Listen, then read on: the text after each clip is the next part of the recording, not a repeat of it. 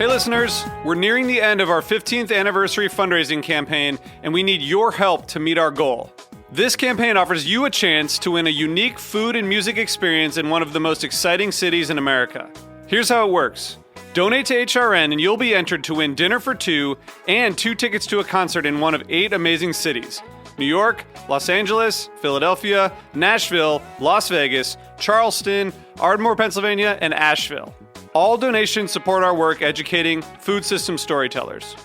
And when you donate, you can choose one of those cities and you'll be entered to win dinner and 2 tickets to a show. So help us reach our goal and enter to win dinner and a show in the city of your choice. Check out heritageradionetwork.org/15 to donate and enter to win today. That's heritageradionetwork.org/15. Thank you.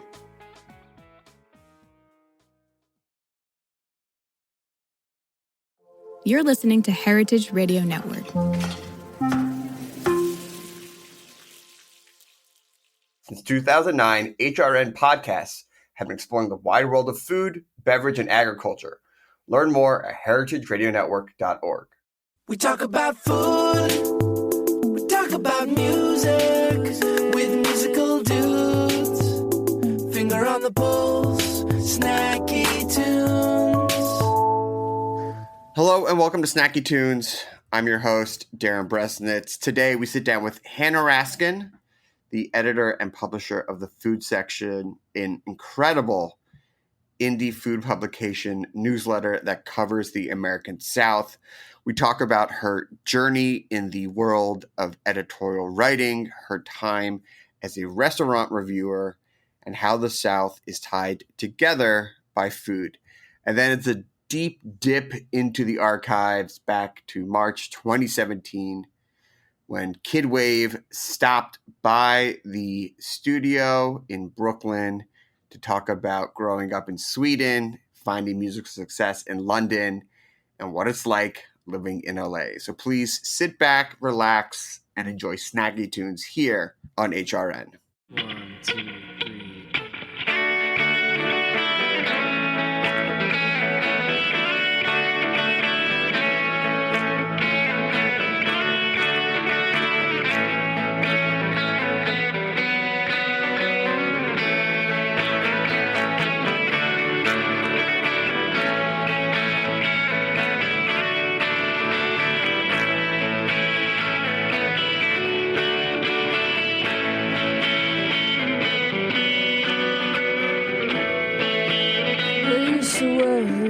All the time, it's like your head is upside down. You like my goldfish in a bowl, but still your life goes on and on. I'm always running, yeah, always running.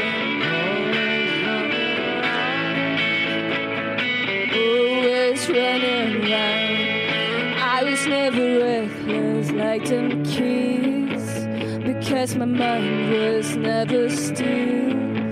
It's like an ocean running wild, yeah, always drifting from side to side.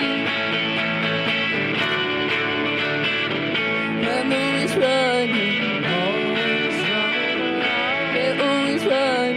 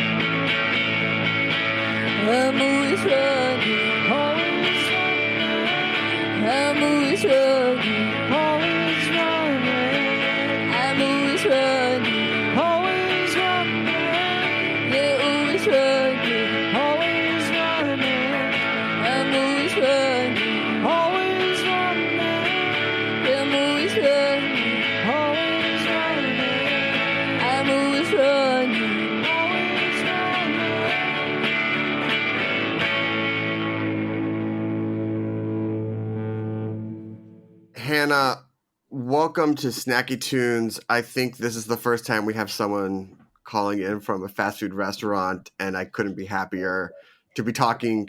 It like brings nothing but joy to my face. I can't believe it's taken this long. The unfortunate thing is I think I could have made you even happier because had there not been a crash on 95, which thank God I was not involved in, but if there had not been, I'd be a little bit further down the road and I would have called you from south of the border. Oh man, the infamous. Have you started seeing the billboards yet? Have they started popping up? Oh, I think y'all have billboards in New York, if I'm not mistaken. Yeah, for anyone who doesn't know about the infamous south of the border I-95 billboards, just do yourself a favor and check them out. Well, I'm happy you joined us. I was reading about your background, and I feel like you got into food writing or came to it in a way that so many of my friends who came into food journalism, I don't want to say accident, but by just like happenstance.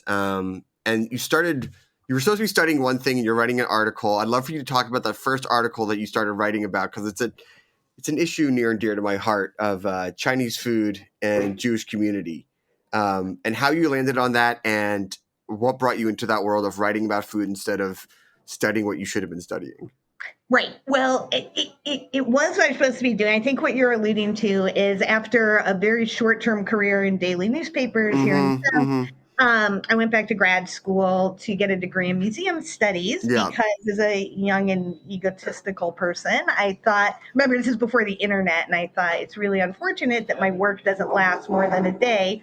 So I thought I'll go work in a museum and hang it on the wall. You don't have to look at it for a year. Right. Right. So it turns out that's not what museum work is at all. I was wrong about that. But the fortunate thing is I was in a double degree program.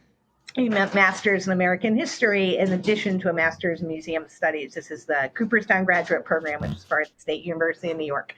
And so for my master's thesis, I wanted to write about the relationship between Jews and Chinese food, because at that time, and it's crazy, I mean, this is only 25 years ago, it's crazy to think about it now, it was undocumented. Like, it was not that there were like, crazy community-wide events and like, memes on social media. There was no social media and there was no documentation. And all I knew was that my family went to Szechuan West every Sunday. And it appears that other Jewish families did the same, right? And it was just, I had some hunches about why it was that way, but really felt compelled to like get it written down.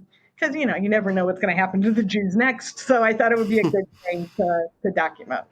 Yeah, it's one of those things where, and you bring up the internet and the connectivity between people, but it's like, well, my family did this or our family did this. And here are these things that are in our little community or pockets we did it. And then you get out there and it's like, oh, you did this on a Sunday, or you did this on this certain day. And you start to see that connective tissue that connects like different communities. Now it's like, I mean, it could be, Chinese food. It can be a lot of other things. It could be like Sunday sauce and what have you. But there's all this connective tissue.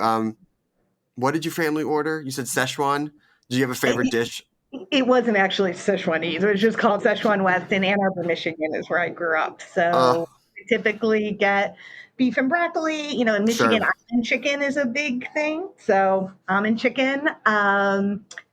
I mean, like every good Jewish Chinese meal, it was totally not kosher. Like we had pork, we chew pork a lot. Mm-hmm. Sure.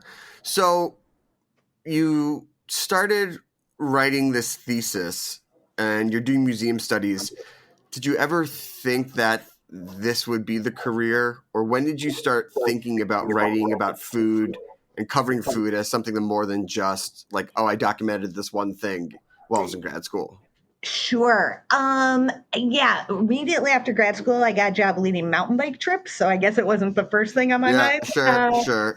But because for that reason, I ended up living in Asheville, North Carolina. And so started picking up work at the Alt Weekly there, back when Alt Weeklies were the best thing going. And they decided they should cover food. I mean, this is when Asheville was just starting to have, something of a food scene. There weren't really restaurants prior to that. I mean, there were restaurants, but not the kind you would write about in any significant way. And at that point, like I said, I had the academic background. I've been working in newspapers for a while. And because I was working in newspapers, I was waitressing all the way along. So I felt like I was, 3 times qualified. So that's how I got started. So when they start covering restaurants and local scene, and was it real criticism and critiques of a restaurant, or was it more FYI? And if it was criticism, how much responsibility did you feel about like giving it like a fair shake, given that you were also getting started in writing about food and that business and livelihood was on the line in some cases? Yeah, so at that point, it was not, the community was not big enough to really, you couldn't do negative reviews. And then neither, the paper wasn't big enough for that either. But the way I got around it, which was, I think, morally defensible, and I still feel like it was journalistically a good choice, was I would go to a restaurant and eat there and would only write about those which I felt were deserving of review. But because the budget was small, it wasn't a true review. The way I would write about restaurants was instead I would sit down with the chef. And again, this is before chefs were like chefs. They were just regular people. Sure. Sit down with the chef and we'd go through dishes, he'd explain them, but with no like PR intermediary. But again, people knew if I wrote a column about a restaurant, it was my way of saying this is worth checking out. Yeah, it's that if you're not reviewed, that says everything that needs to be said. Mm-hmm. So as you're in the food world, I should say I wasn't so nice. Ultimately, going back to our previous conversation, the publisher there did eventually tell me he felt like my writing was a little too New York, which I think we know what that means. And we discontinued the column. So yeah. Yep. But lucky enough during that time, food started to become more popular. Food media started to actually coalesce into something that people could even call it an actual genre. Sure. When did you start to feel that shift as you were working in it? When did you start to think that you could have a livelihood career in this type of writing and reporting? I think when Voice Media Group called me up and offered me a full-time job. Okay, yeah, that usually works. And how did they hear about you, and what was your response when they called you? How did they hear about me? I'm trying to remember who was the person in common. I had gotten to know some of the other writers in the South at the time. Southern Foodways Alliance was coalescing, so I got to know some of the writers. Mm-hmm. I don't know. I think my name was kind of out there in one way or another. It was interesting. I remember, so I started at their paper in Dallas. And I remember my husband and I were in line for the movies. Like, should we do it? Our life is so good in Asheville. Do you really want to move to Dallas for my career? And we were describing what was so great about our lives in Asheville, which was basically we'd be done with work at 4:00. We could play golf, and the woman in line in front of us in the movies was like, it sounds like you're already retired, and we're like 30 at the time. We're like, yeah. Probably do something for my career.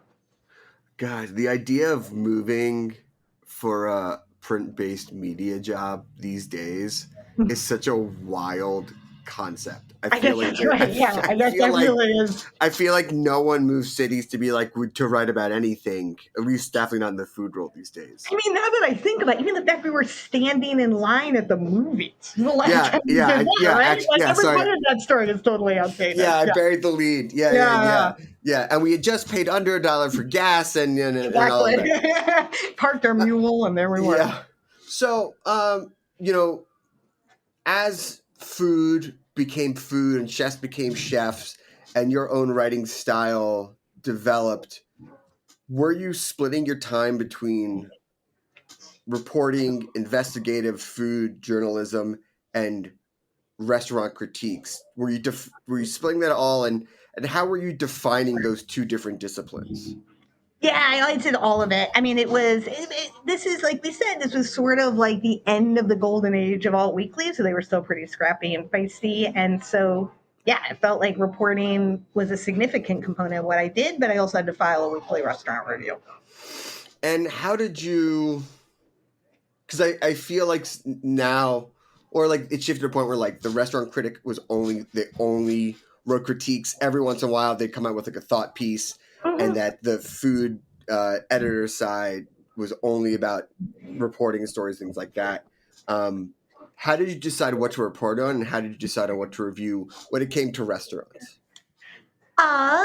I mean, the whole idea is whether you're reporting or reviewing. I do think they go hand in hand, because I think a good review is really well reported. You're trying to counterbalance the prevailing narrative. So, I mean, anytime, and it wasn't hard to find in Dallas, if somebody's thrown a bunch of money behind a restaurant and they have a message that's out and about, that's my job, is to check it out like any good reporter. Sure. So you're in Dallas. When did the South, I guess the deep southeastern seaboard type of area, start trickling back into your mind? When did you say that, like, I want to go back to a different part of the country and start working there? Oh, right away. I had never wanted to. Yeah. Immediately. Yeah. I mean, I'm really glad for that opportunity, because I didn't know Texas, and Texas is the other country in our country. So I'm glad I had the opportunity to explore it. I mean, I hired Daniel Vaughn to write about barbecue, and now he's at Texas Monthly to write about barbecue. I hired Jose to write about tacos, and now he's at Texas Monthly, right? Like, cool. It was cool. It was right at the beginning. Taking stock of Texan foodways. So that was all a really good experience. But yeah, I wanted to come back south. My first job at college was in Mississippi. So I was happy to come back. And at that time, and if you can give us a year, like, how much of the story of the South as it pertains to food have been told in the way that we think about it now? Isn't that interesting? So it's really funny. When I was offered the opportunity in Charleston, which was in 2013, my one concern is, like, there are no stories left to tell. And I wasn't right about that. I wasn't right about that at all. No, I don't think. I mean, yes, but by the time I came back to the South, the whole pork and bourbon thing was already pretty well established in terms of, like, the contemporary profile of the South. But for real stories, there was plenty left to do. Awesome. Well, listen, let's take a quick musical break. I want to talk about your time in Charleston and eventually the food section, your own independent publication. We have a song from the archives here on Snacky Tunes on HRN.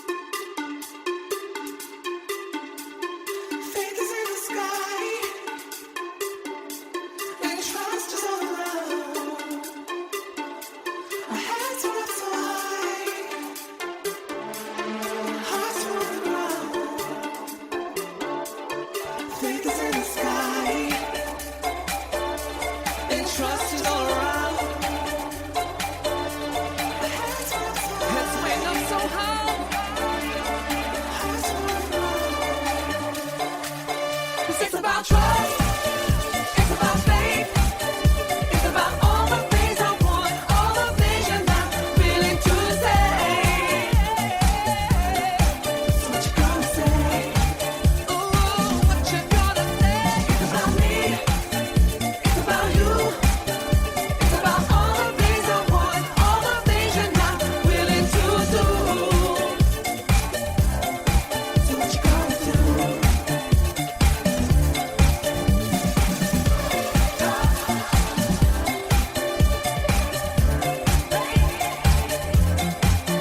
It's about trust.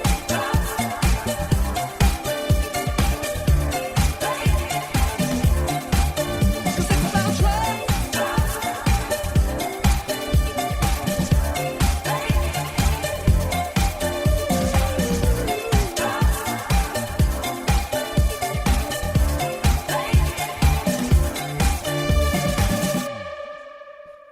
Welcome back to Snacky Tunes. We were chatting with editor and publisher of the food section, Hanna Raskin. So Texas is in the rear view. Charleston is being illuminated by the headlights. I spent a year in Seattle in between. Oh, okay. Yeah, it was the same. So that was the same company, at that time, whatever it was. Village I mean, you Voices did times, whatever. say Alt Weekly, so I should have just assumed that there was another hip, cool city right in the middle. Seattle really quickly. Then in 2013 came to Charleston. Came to Charleston, and you're at the Post and Courier. What was the mandate of when they hired you there, of what they wanted you to say about food? Because, again, you're talking about a large investment, or at least a large investment for a local newspaper that's solely focused on culinary, but the year of 2013 makes a lot of sense because food media was really exploding at that time. Right. So they had a new editor at the paper, Mitch Pugh, who's now the editor of the Chicago Tribune. I was his first hire. He came in and was like, even he knew that Charleston was a food town and could not believe we had no food coverage. We had no food coverage, whatever. So yeah, my marching orders were run with it. That was it. I think they really wanted, I think the idea was to bring some of that old Alt Weekly spirit into the newsroom. How embedded were you into the Charleston food scene where, it's a bit of a reciprocal relationship with being the food critic and the food editor and getting people to trust you, but you're also having to be very honest in talking about restaurants. How did you work your way in? Did you know chefs there from being in the South? What was that acclimation like? Yeah, no, I didn't. I don't think I knew anybody there. I mean, I had eaten at McCrady's and things like that, Sure, but I of course. never, I didn't know anyone in town. And I don't know. It's funny what you said. I mean, you set it up as sort of like it's dialectic, but it wasn't that. The people, if you tell the truth, that's it. That's where the power lies. It's when you say people also have to trust you. And they trust you most if you tell the truth, or else they're afraid that you will. It's really, it's pretty easy. Yeah. I guess it's painted a little bit more of my 2024 glasses of what I think the relationship with food journalists and restaurants are. It's so much more with the rise of blogs and separation of church and state. I guess going back to that time, there really was we're from the press. Right. Interesting you should say that. Okay, because you're right. You're absolutely right. I mean, food journalists have always been super cozy with industry. I mean, that goes back long before blogs, right? I mean, the story they used to have the Food Journalists Association at the time would have its meetings, this is the 60s. Its meetings at the same time as the National Chicken Council, because I guess those guys were really good-looking farmers. I don't know. Yeah. Always been super, super close. So... but like I said, I had the backing of a newsroom that had a newspaper mentality, but this was all news to the restaurant scene or the restaurant industry. So F&B, so here's my example of I think what you're saying is exactly accurate, which is that when I came to town, the best known maitre d' in town rang up the editor and was like, so we'd love to throw her a party, a welcome party. And I was just aghast. I was like, oh my God, you're not even going to meet me. And so, yeah, I mean, it was people were they didn't know what to do with me. Like I've had an always long standing rule. Like I don't do one-on-one meetings with publicists. You want to call me? Great. We're not going to meet. I mean, this was back in the day of desk size, and never ever. Like it was. So yeah, it was. Not only was it different for the industry, it was very different for Charleston. Yes. So, and you did some really good award-winning reporting. When did you feel that you found your footing? Like how long until you were at the newspaper that you felt that like you had really gotten a pulse of the city, was telling the food story of Charleston, and that the restaurant community and the readers at large like understood the narrative that you had been able to define that had been out there that your editor saw and couldn't when he couldn't believe there wasn't a food editor in place? Maybe like a month. For like a whole 4 weeks then. Okay. Okay. What was the story, if you remember, or the review that was like, I've been able to define the thesis of the city when it comes to food? So the first review I ever wrote, and I was just speaking about this at Summit this morning. I've told the story before, but I do think it's really emblematic of my whole experience. About a restaurant called Justine's Kitchen, which is a really, really dubious place. Both the food was kind of okay, but it's one of these, white owned, a tribute to a black kind of caretaker. So, I mean, a really outmoded narrative, even then. Back, 10 years ago. And so I wrote both about that and about the fact that like the food wasn't that great. And a reader called my editor and said, everything she said was true, but she never should have said it. And while that reader felt that way, there were a lot of readers who didn't. There was a whole discussion that was happening in the upper echelons of Charleston society that people had not been privy to, and they were so happy to hear it. It didn't take but a minute for people to be like, oh, okay, all right, we're going to learn something here. I mean, that phrase food is political has been tossed around so much, and you think, especially in an area that has a complicated history, to say the least, food represents so much more than what's on the plate. And so when you start saying who has the right to cook this food, or this take on the food isn't, or the narrative that they're saying the food represents stirs up emotions just below the surface. And it's very easy to turn a restaurant review into a community-wide discussion. Yeah. On purpose. On purpose. Yeah. So you're at the newspaper, you've been at print publications for a while, you're racking up awards, you're racking up accolades. When did you start to see this shift in what traditional media, and I'll call traditional media, print, things like that, start to change in your mind, where you're going like, I may need to start thinking about a different way of reporting or different approach to this if I want to keep telling the stories that I want to tell? Yeah, I still haven't reached that point, I would say. I mean, that is, I am really an old school journalist, and I made no changes. The only reason I left the paper was because I had brought on a part-timer, much younger, much hipper to all the social media things. And he was like, man, he's like, you should apply for the Substack thing. I was like, I'd never heard of Substack at the time, but they were paying about twice what I made at the paper. So I was like, I'll fill that out. And Substack called me up to say they were offering me money. So I took it. Now, we're going to get to this, but you got in at, golden age may not be the right word for Substack, but you got in at the age when a lot of us in media or things like that said like, goodbye old world, hello new world. Here's the way like a digital company is going to fund local journalism and let us tell the stories that we're going to want to tell and report it from, I don't want to say anywhere, but our deadlines, our rules and things like that. So in the early days of Substack, in the early days of kicking off the food section, which is your newsletter, how did you feel? What did you think that the new world was going to look like? What I always said from the start, I'm sorry, it's such a bad answer, but I was like, I'm going to keep doing what I'm doing. I'm just going to keep the money myself. That's really what I did. I mean, look, part of why it's called the food section is because I had worked on the food section and I didn't even want to change the terminology. Like, oh, I'm gonna put this in the food section, and I changed nothing. Nothing. I mean, remember, people weren't, it was post-pandemic, so already I'm working from home. Literally, I changed nothing. I just started collecting the money myself.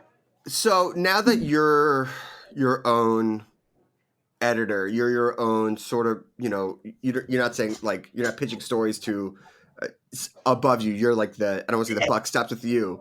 Right. But like, how did you, because I can tell, and I know from talking with you that like you have a very set rule of parameters of the stories you want to tell and the reporting you want to do and how deep you want to dig. Like, you're your own backstop. So how did you keep that integrity? How did you decide the stories you want to tell and keep it focused when no one was really telling you what you could and couldn't do?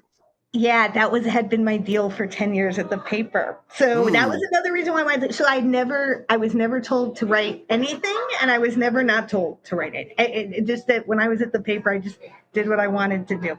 I didn't pitch anyone. No one knew what was coming until they saw it in the paper. Like, I had all the rehearsal I needed to do a one-person newsletter. It's basically what I've been doing. But one of the great things about the Substack package, the very best thing, is they paid for an editor. I'd never had one. And I worked with Steve Fennessy, who was the editor of Atlanta Magazine previously. He's wonderful. And that's been such a treat to get to grow as a writer on this program.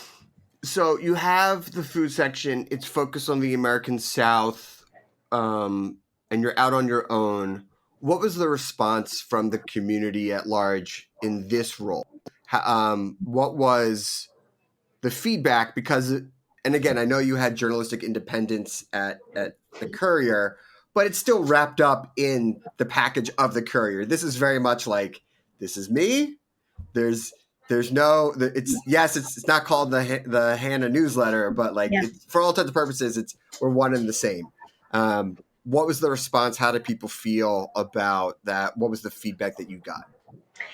I mean, I would say there was some confusion. I learned pretty quickly to never say the word Substack. I mean, people still around where I am do not know what Substack is. That's not, you can't say that. So the idea that I was leaving to start a blog, which I told everyone I'm starting a blog, that I think people were somewhat confused, but the conclusion was like, it sounds ballsy, sounds creative, sounds like something Raskin would do. So, and you expanded out of the city, right? You're not just focused on Charleston, where you focus on the South.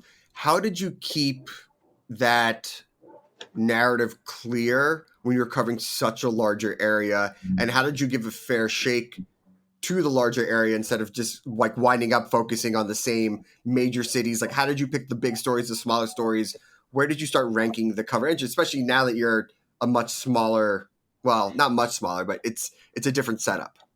Yeah, it's different. It's totally different. That was really something to figure out. And I think if anything, that's what was most disappointing to the local audience, is I wasn't going to write about them every day. Like that was, there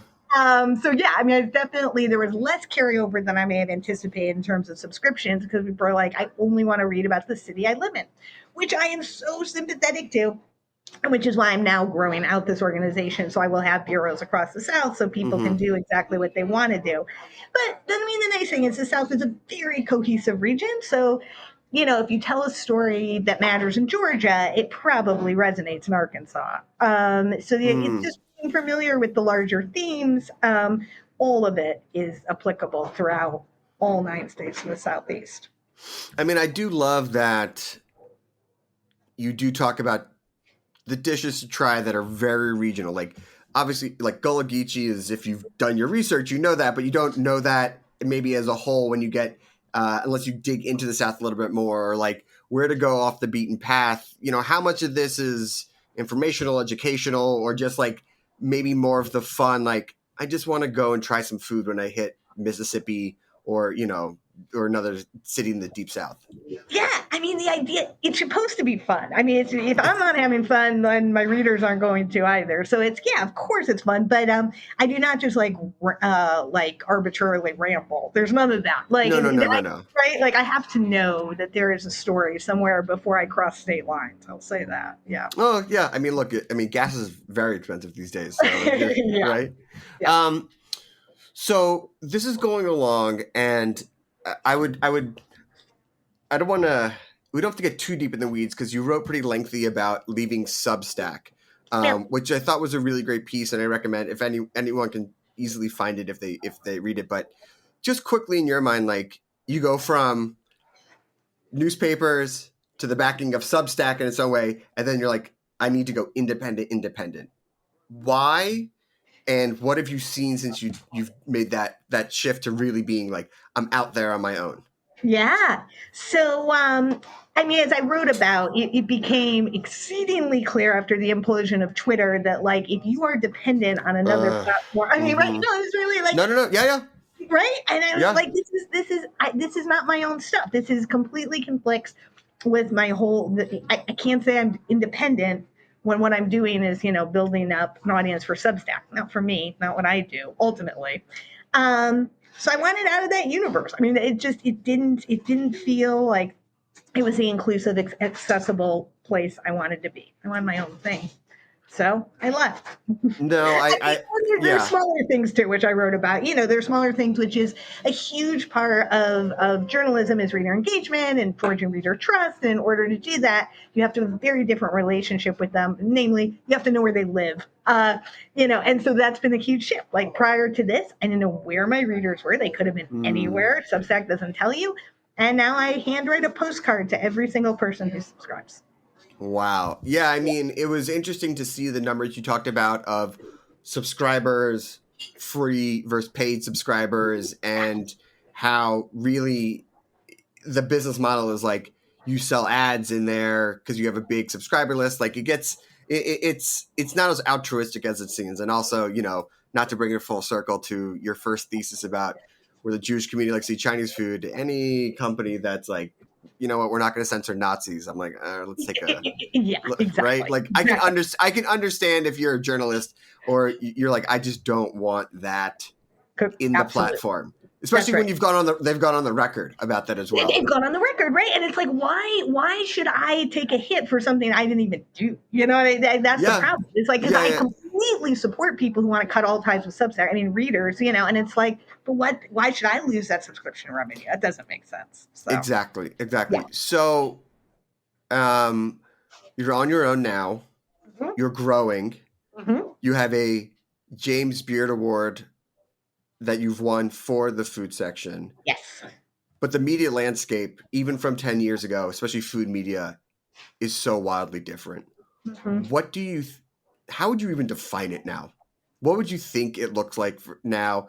And if someone who's writing their own thesis in college about food and culture and saying, like, can I even have a career like Hanna? Is that even possible anymore?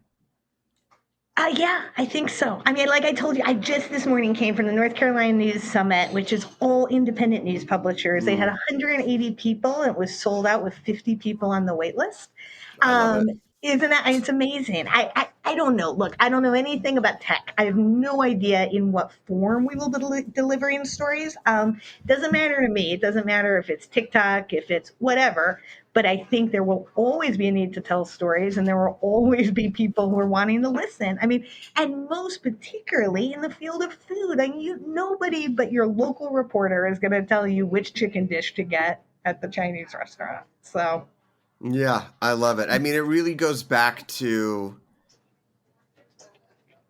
because I've seen the commodification of food. I've seen food as companies who just use it for their own, to push things forward when there's maybe something else under the surface. When at the end of the day, like, I just want to know when I drop into town who I can trust to get a good meal if I'm only in town for one dinner. Yep. Yeah. Well, Hanna, congratulations. I appreciate you pulling off on 95. I grew up in Philadelphia, and 995 is near and dear to my heart. if people want to follow along, subscribe, become a member, read what you're reading, dig into the archives, where can they go? Thefoodsection.com. Ooh, clean and simple. Big shout out to Ella, Cassandra, and Vanessa for helping to set this up. We have a song from the archives and then a live performance here on Snacky Tunes on HRN.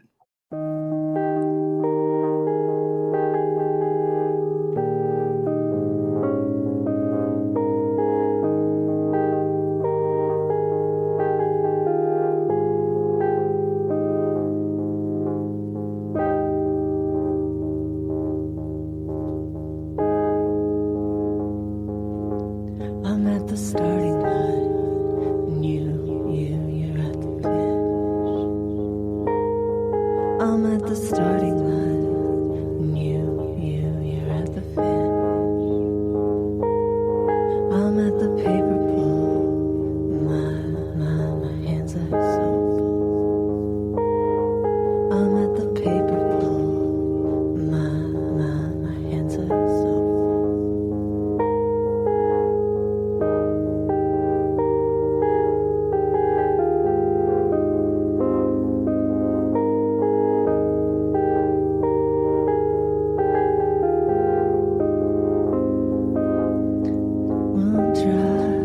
We'll drive around till we get back, and we'll slide it through into a paper bag. I'm at the paper pull, my hands are so full. I'm at the paper pull, my hands are so full.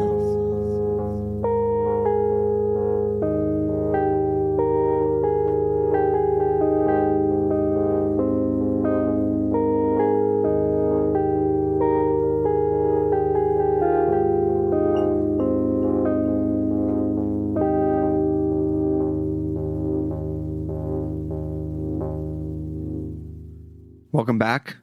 Kid Wave live in studio. Hello. Thanks for coming by on your way down to Austin. Oh, thank you. First time down to South by? Yes. Are you my first excited? time. I'm very excited. Yeah. We're going to get to that in a moment, but we're going to start from the beginning. 2011. Yeah. You leave Sweden, go to the United Kingdom. Yeah. Why did you leave Sweden? What was the music scene there, and what did you see or hope to find in the UK? Yeah. So I moved mainly because I guess I was 19 and I wanted to get out from quite a small town. So I figured London would be the place to go.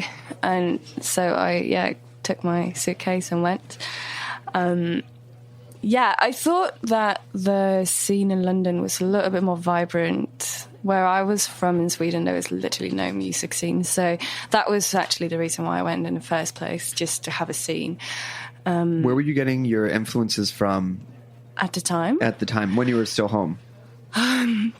Mainly from my friends' bands, actually. A lot of people think when they hear the first record, they think that it's from a lot of 90s bands and whatnot. But the reason why it sounds like that is because I was very influenced by my friends' bands, who are all quite influenced by those bands. But at the time, I had no idea what those bands were. Back then, I was mainly just going to see my friends play. I listened to their records. Weirdly enough, it was just within a quite small circuit of friends. What did you find when you got to London? Did you find the inspiration you're looking for besides your friends' bands, or was it not exactly what you had hoped for? It was what I had hoped for. It was a lot more difficult than I'd thought. So, in what way? It was just a challenge to move to London when you're that young and had no money whatsoever. So I found that it was, causing a lot of anxiety and stress. So I guess the lyrical content is a lot about like the whole anxiety, whereas the music was kind of already there when I moved. I knew what kind of music I wanted to make. So it was not a case of me going to London and, exploring the music scene and taking it all in and transforming my music into something similar. I think the songs and the music were that I already had a vision when I went. But yeah, the lyrical content definitely inspired it. Were the lyrics there before you moved, or were they adapted when you got there? It's interesting. Yeah, no, they were all when I write, I normally just come up with or like musical idea, like an instrumental, and then I come up with a vocal melody, and then the lyrics go on top of that. But I think the lyrics were all kind of like in the time being came from there. And what led you to your first EP, or when did you feel that you were ready to release Gloom? So Gloom came out once I had... so I wrote a couple of songs, and I put out a single called All I Want on a Bandcamp page online. And that generated a lot of interest that I wasn't expecting at all.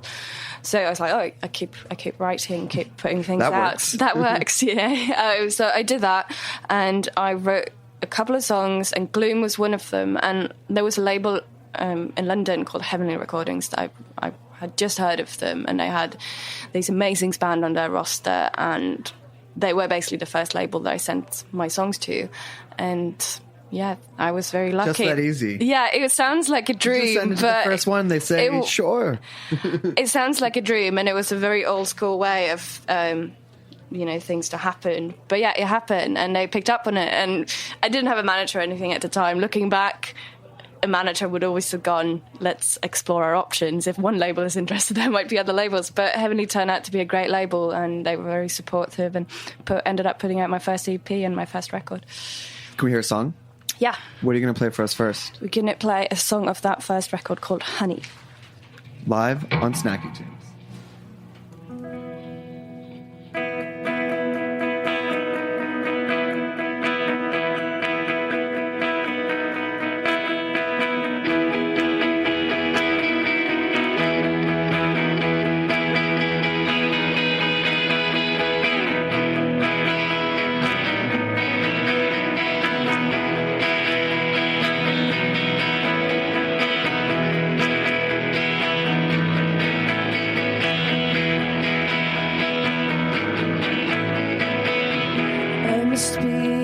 Different haze, floating in water and fading away, touching the sky for once in my life.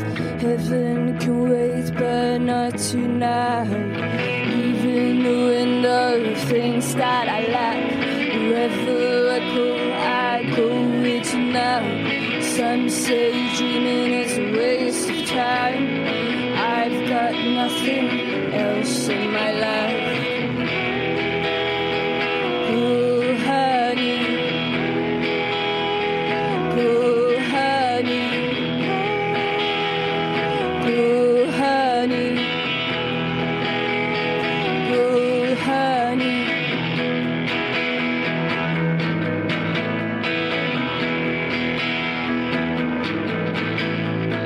Everyone's different, yeah, everyone's right. And the lights you took with you, they left me tonight. Surfing down colors and rivers of blood. And the sun making shapes in my head. Some say dreaming is a waste of time. I can't get you out of my mind.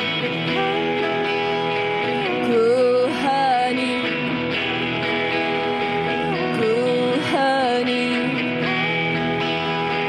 Oh, honey. Oh, honey.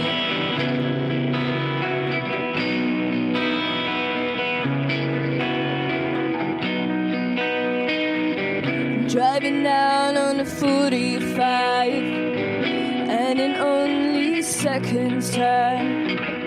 Driving down on the 45, and in only seconds time.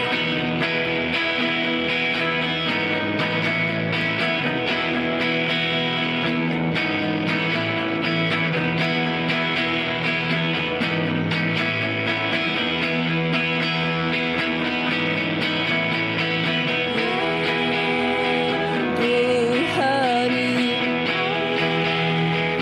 Oh, honey. Oh, honey. Oh, honey.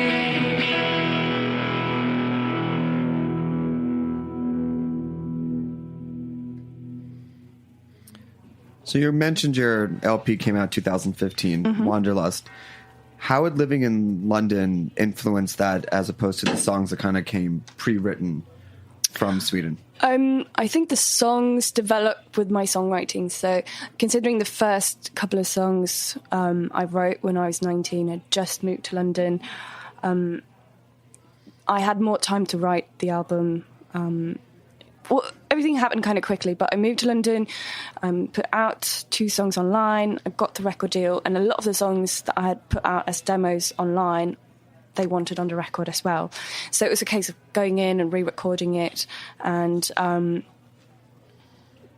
guess the newest, like the songs that were added last to the record were, I think, better than what. Is it in the sequencing, like as you get later in the record? I think so. I mean, I think that my writing gets better and better, and I think any songwriter would say the same thing, because it's all like, you add life experiences to it, and your writing gets better. It's like any craft. You do it, and the more you do it, the better you get at it. As you can say whatever you want, but I think that's the case. And as you grew and you put your band together, you found a band member from Sweden, from Australia, from Britain. Did you try to make it as multinational as possible, or is that just how it happened? No, that was just how it happened. I went to I studied sound engineering for 6 months in London, and at that school I met Sarah, the drummer, who was from Australia, and the guitarist at the time, he's also Swedish, and he was an old friend of mine back from Sweden, and he's a great guitarist, and I had him play on the demos and a lot of the recordings because he's just amazing. And then I really wanted him to be in the band as well, and he kind of came over and did a few shows with us, and then things got really serious. We got a record deal, and got a booking agent and started going around. And he just had to, make that call whether to move to London or not. And he did. So now I've left London and Matthias is still in London. So let's talk about it. You decided to move to LA. So what did you hope to find in LA that you no longer found in London? I guess it was just the same thing. The same reason why I moved to London, the same reason why I moved to LA. I think the music scene out there is better at the moment. It's a bit cheaper to live still. London got crazy expensive. Kinda. It's getting there. It's getting there. That's really the thing, though. I went out last year to LA in the spring, and it was way cheaper back then than it is now. But the scene is really good out there at the moment. I think there's a lot of bands. You get, as a musician and artist, you have more space. You can easily get rehearsal space or studio time. Whereas in London, everything's very cramped. It's harder. It's more difficult. I feel like in LA, everyone has a studio in their house. Exactly. People seem more chill about it as well, And you've been finding some local writers to work on songs with. Who have you been working with? I haven't worked with writers, mainly like musicians, like Jackson, who's here in the studio with me right Jackson. now. Hey guys. He's a local LA musician. Plays in a really good band as well called Snowball 2. Worth checking out. Just like a bit of promo there.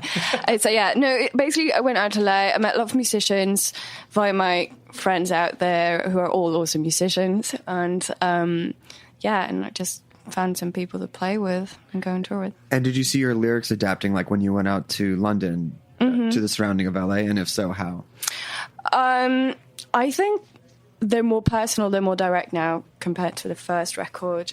I think that's more of a natural development of my writing, though. I'm not sure the move to LA necessarily inspired it. I think it's more of having more confidence and being able to put yourself out there a little bit more, which also comes with age, I guess. I mean, I'm not 90. I mean, I'm 24, so it's not like I'm getting old or anything, but it's been 5 years, so of course that makes a huge difference in terms of what's happened to you in your life and stuff. But not sure LA. Apart from, of course, if you move to a place like LA, you're going to come across some, pretty messed up things. So there's been a lot to write about, just because I put myself in those situations where I moved from one big city to another. Any example you care to share? I don't know. I feel like it's just in general, when London and Europe is quite different to LA. So I found a big clash in kind of, I wouldn't say morals is the wrong thing, but I find that the way people live and are out there is very different. And it's not necessarily right or wrong. It's just different. And I don't know, I've just been in like, there's been so many like weird parties. I went to like a wake, like somebody's wake, and that was like a big party, like a house party. And stuff like that is just like fucked up. So I don't know, it's just been a lot to take in, I think, in terms of it's being very different from where I'm from. Can we hear another song? Mm-hmm. What are you going to play for us? We're going to play another song of the first record called Wanderlust.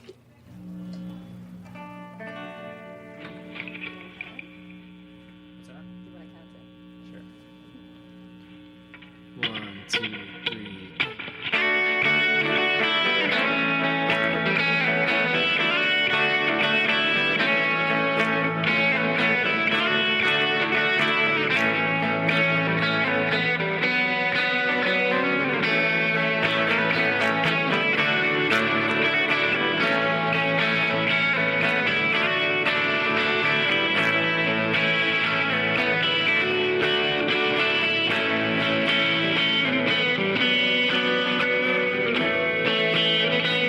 To worry all the time. It's like your head is upside down. You like my goldfish in a bowl, but still your life goes on and on. I'm always running, yeah, always running.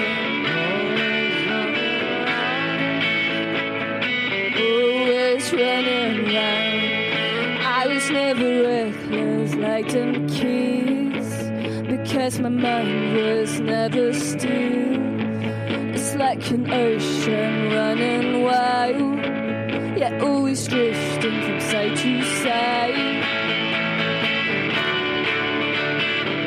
I'm always running,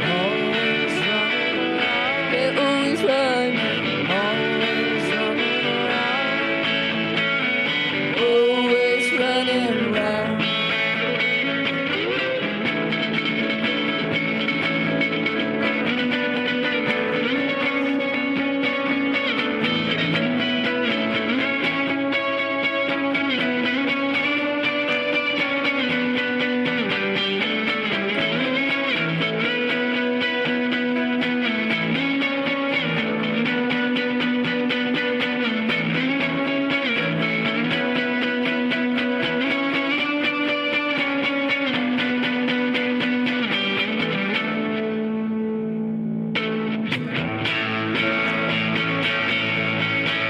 I'm always running, always running. I'm always running, always running. I'm always running, always running. Yeah, always running, always running. I'm always running, always running. I'm always running, always running. I'm always running.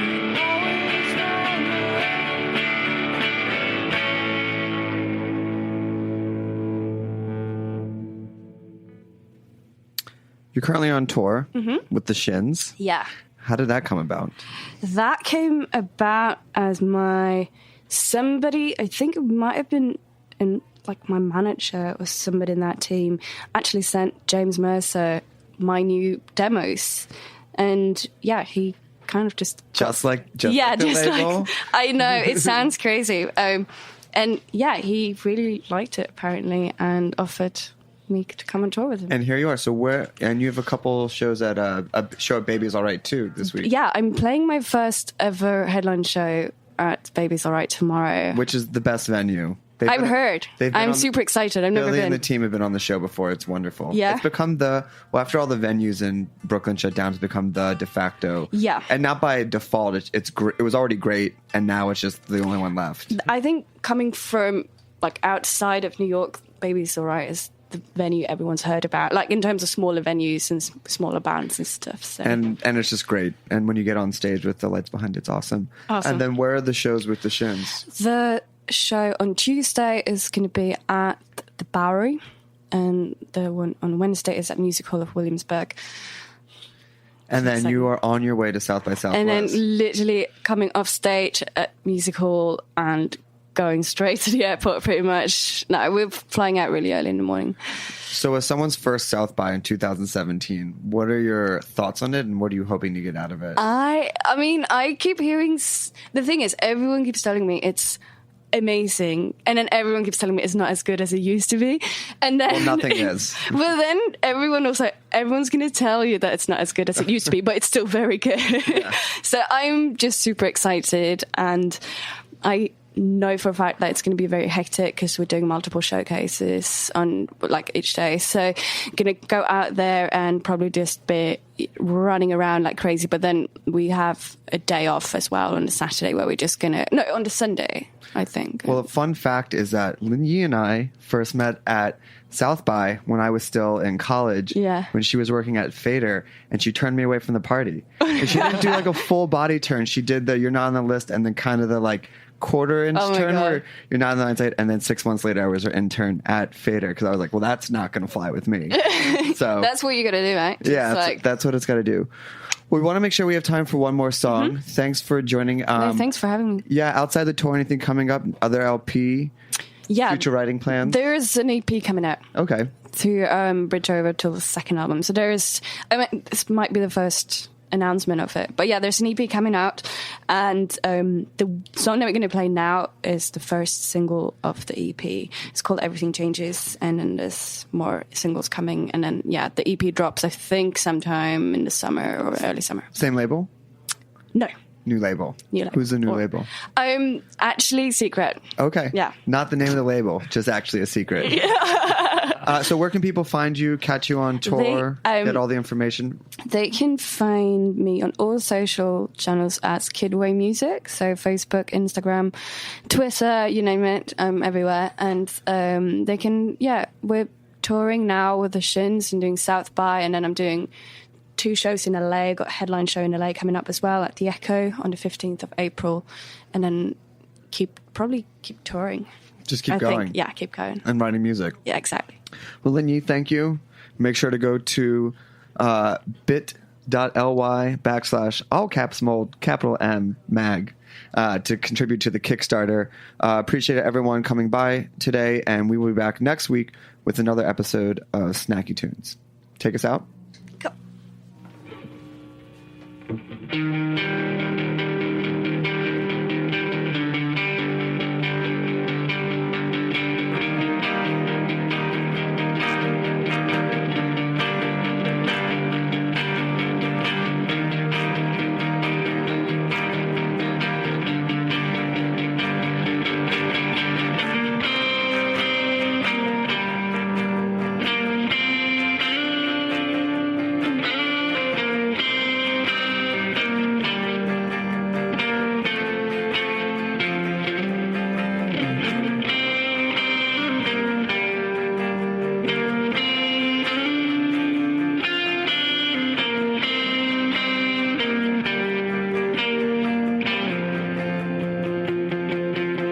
Let's pray for the weekend. Pray it will heal us.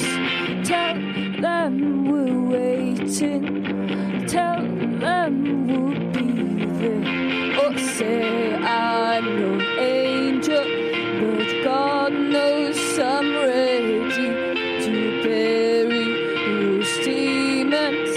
Shake out the evil. Every night my dreams stay. Every night I feel the weight. Everything changes. Everything changes.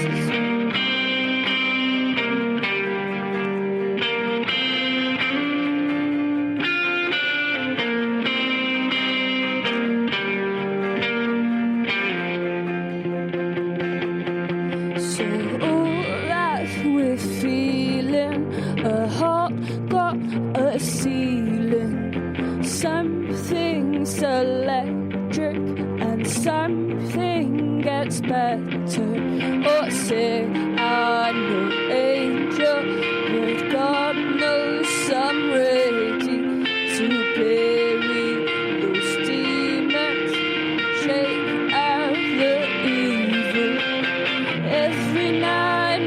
dreams to sing. Every night I feel it. Everything changes. Everything changes. Every night my dreams to sing. Every night I feel it. Everything changes. Everything changes.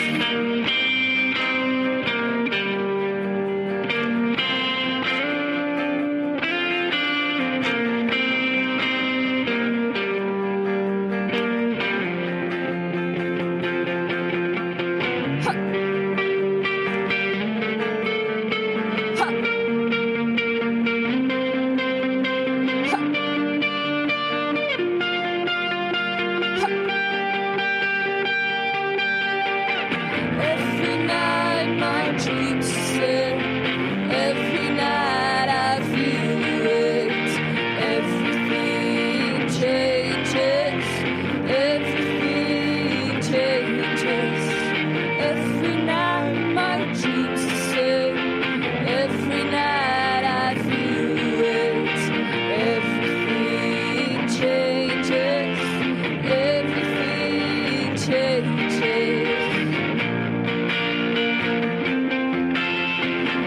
Everything changes.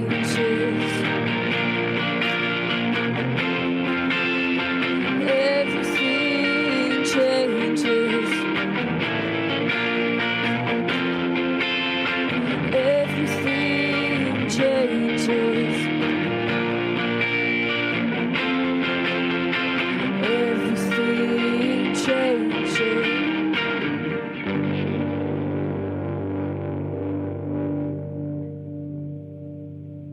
We talk about food, we talk about music with musical dudes. Finger on the pulse, snacky tunes. Snacky Tunes is powered by Simplecast. Thanks for listening to Heritage Radio Network, food radio supported by you. Keep in touch at heritageradionetwork.org/.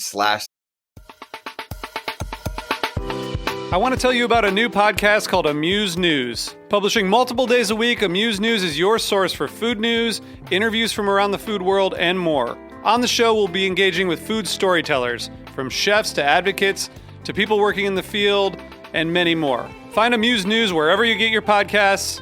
Amuse News is a destination for everyone who's looking for a new, insightful look into the world of food. Subscribe.